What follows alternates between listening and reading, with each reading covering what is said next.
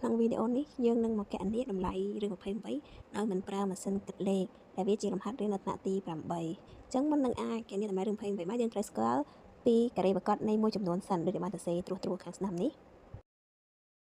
ចឹងនៅក្នុងការបញ្ចេញមួយចំនួនពីរ៉ាឌីកាល់នេះអានេះគឺសំដៅដល់មុខវិជ្ជាមួយចំនួនដែលយើងត្រូវការចលនារបស់វាជាទស្សភាគដោយមិនឲ្យជារ៉ាឌីកាល់ដូចជានៅក្នុងមុខវិជ្ជារូបវិទ្យាជាដើមចឹងដើម្បីអាចកណនាតម្លៃរឿង28ហ្នឹងបានគឺយើងត្រូវយកវាទៅចែកដូចធម្មតាគ្រាន់ថាចែកនេះពេលយើងកាត់ក្បៀសយើងកាត់ក្បៀសម្ដងពីរខ្ទង់ទម្លាក់ក៏ទម្លាក់ម្ដងពីរខ្ទង់ដូចគ្នាចឹងនៅក្នុងនេះយើងមាន28ចុះ28នេះយើងទៅមើលការ៉េវាតើការ៉េណាដែលវាគៀកជាមួយ28ប៉ុន្តែអត់យកវាលើសពី28ទេចឹងយើងមើលការ៉េរបស់យើងមើលហោហាយហ្នឹងមកចឹងកន្លែងនេះ5ការ៉េ25 6ការ៉េ36ចឹងន័យថាតម្លៃរបស់យើងនៅចន្លោះនេះឯងទីមើលទៀត28តែយើងគួរតែយក25ឬយក36ចឹងបើយើងយក25គឺគៀកតែដល់28ទេបើយើងយក36លើចឹងមកលើយកទៅយកអាណាដែលគៀកហើយនៅក្រោមវាចឹងយើងយក25នេះចឹងមកន័យថា5ការ៉េស្មើ25ចឹងយើងយក5គុណនឹង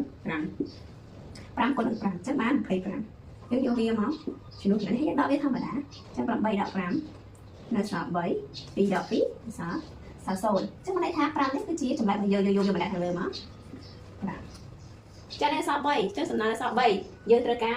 ចែកវាបន្តទៀតដើម្បីឲ្យបានចម្លែករបស់វាជាចំនួនទស្សភាគចឹងបានសម្រាប់ចំនួនទស្សភាគធម្មតាពេលយើងចែកលេខធម្មតាគឺយើងតម្លាក់ម្ដងមួយខ្ទង់ថែម0ទៅថែមម្ដងមួយខ្ទង់ដែរតែលើនេះបើយើងថែមគឺថែម2ខ្ទង់អត់0ចឹងថែម0 2ខ្ទង់ដែរ1 2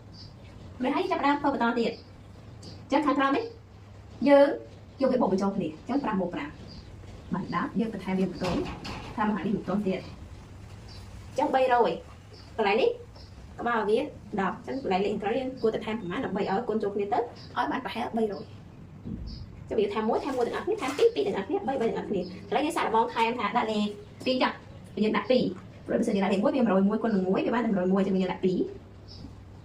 ចឹងបានប៉ុន្មានលើ4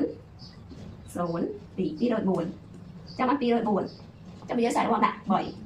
ឧទាហរណ៍ដាក់3យើងដាក់3ហើយដាក់3ដែរចាំមកដាក់3ដែរយើងគុណទៅវាបាននេះគុណសេះខាងក្រៅមកបាន9 0 3ចាំ309លើចាំបានថាកន្លែងនេះគឺយកតម្លៃតែ2បានហើយយើងដាក់2មកខាងនេះដាក់2នេះគ្នាចាំបាន2យើងដកវាមកចានេះខ្ចីដកមកបាន6អានេះ9 0ចឹងតម្លៃដែលយើងបានបន្ថែមនៅកន្លែងត្រេនេះ